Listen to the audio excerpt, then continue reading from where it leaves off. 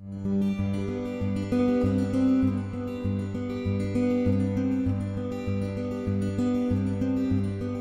transmission of light is the highest form of teaching that I know.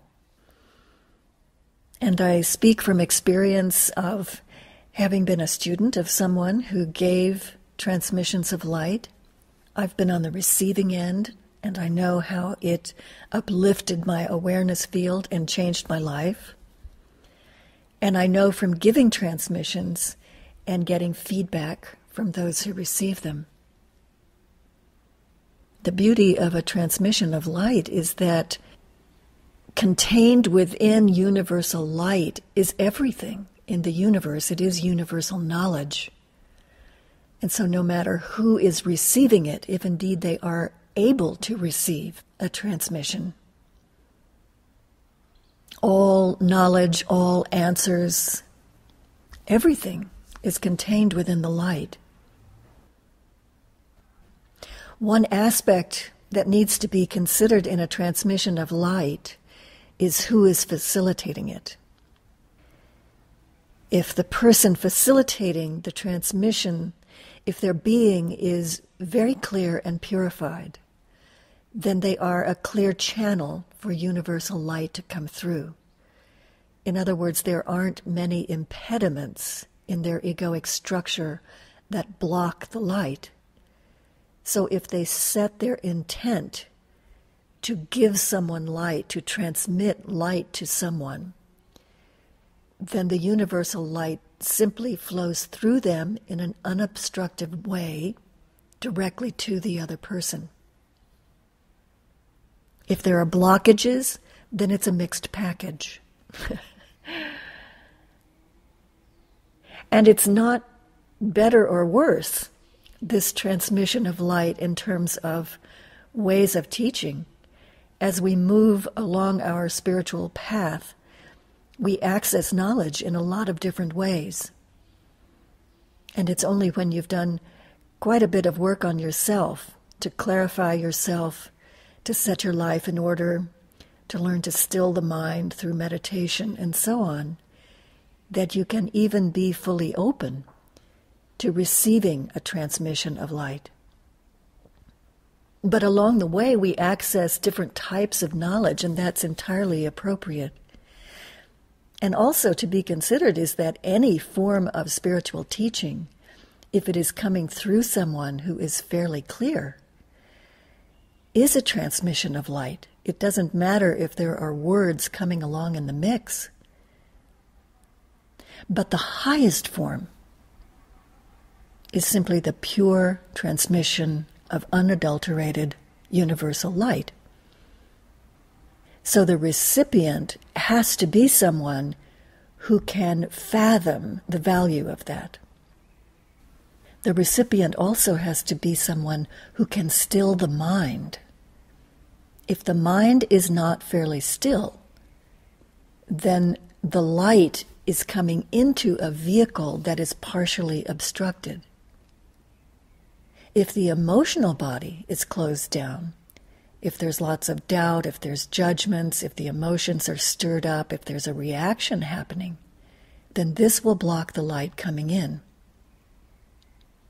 So the optimal condition for receiving a transmission is a person who is able to still the mind, to still the emotional body, to either put the ego aside or to put things on hold enough so that they can open their being.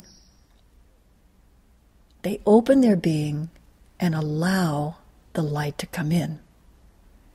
So to be open and receptive, this is the key. To be honest, it doesn't really matter if a person can see with their third eye the light.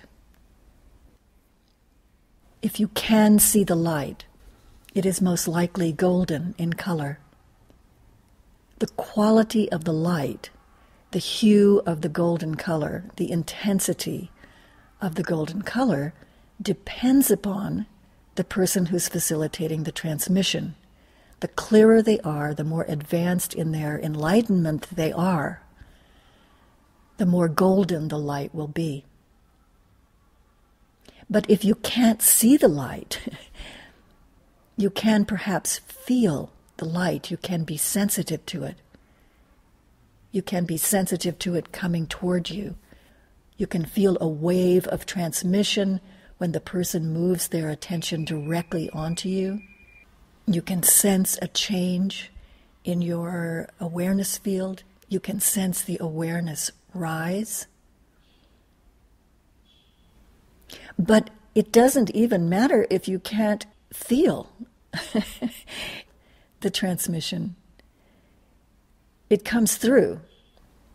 If a person is simply sitting in the presence of someone with the ability to transmit light, and anyone can, who has clarified their being to any extent and sets that as their intent, then it doesn't matter if you can see or feel. It affects people.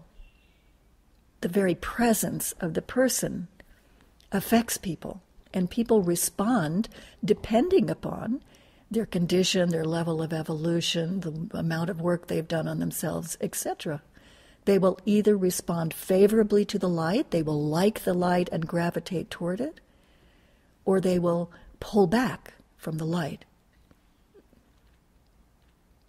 So the light is inherently intelligent, and when you receive a transmission of light, that means that you will be receiving precisely what it is that your being needs at this stage of its evolution in its particular circumstance.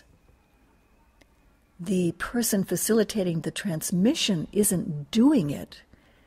They aren't transmitting a particular quality or experience to you. The beauty of it is that they can open their being and allow the light to do that, knowing that the light of universality works in a perfect way in everyone's life. After receiving a transmission of light, if you have truly been able to open your being and be receptive, you will be in what you might call a state of empowerment. The awareness field will be elevated, and you will be able to sustain that level of awareness for a day, 2 days, 3 days. It depends upon how tight your spiritual life is, how well you meditate, how you process issues, reactions that come up, how quickly you process them, your general level of evolution, and so on.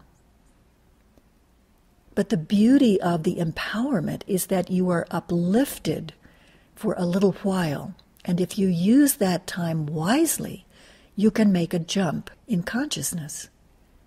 You can assess with greater clarity where you are at, what you need to change, what you want to do with your life. You can set an intention and state that to the universe. You can use it as a springboard for going forward with more clarity and with more power. There's no judgment about what you use an empowerment for.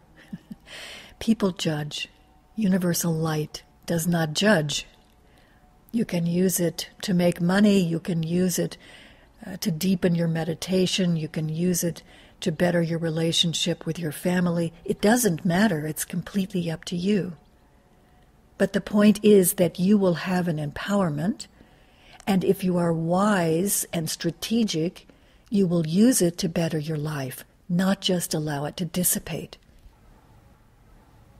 You may experience after an empowerment that there are issues that arise in consciousness.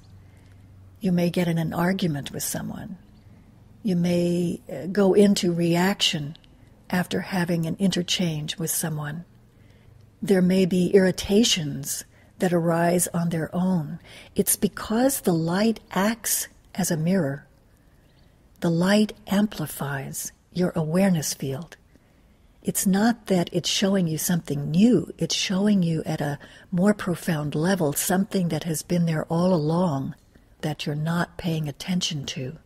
And that's really all it's ever asking, these things that arise in consciousness. They're asking for our attention.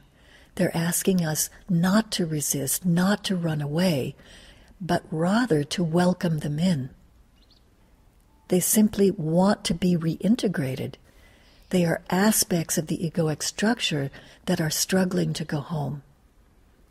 And so the best remedy I have found is to simply turn and look at them, to welcome them in, to do self-inquiry, to investigate the essence of the feeling that is being held in consciousness, to merge with it, to allow it to vibrate through the entire being. And if you allow it to change and move in whatever way it wants to, it will vent up and out of the crown chakra. It doesn't mean that it will be gone forever. Often we need to do more of a systems analysis if it is something that is a pattern in our lives. If it's the polarity of arrogance and worthlessness, if it's the polarity of the victim and the tyrant or some other aspect of the victim playing out, then these things need to be, or it is helpful if they can be examined and labeled and known at a deeper intellectual, emotional, spiritual level. If we really want to root out a problematic pattern in our lives, then we need to be willing to spend some time with it, to process it again and again, as many times as is necessary, until that groove in the egoic record, you might say, releases fully. So it's important in the period after the transmission of light to be very aware, very observant, to not judge what comes up in consciousness, but rather to know that whatever is coming up is for your highest good. It's for your spiritual evolution, that you're seeing it more clearly, and that in the empowered state that you find yourself, you're able to do self-inquiry more effectively. If sitting in silence for a longer meditation and receiving the light, clocking others receiving the light, clocking the movement of your own awareness field, does not sound appealing to you, then a transmission of light may not be your cup of tea. And that's perfectly fine. But if you are willing to sit for an extended period of time, monitor your own experience, monitor whatever arises in consciousness, monitor the feeling of the light when it is on you, when it is on others. If you are able to sit in an open and receptive way, you will receive the light, you will receive an empowerment, and you will be able to take a leap in consciousness.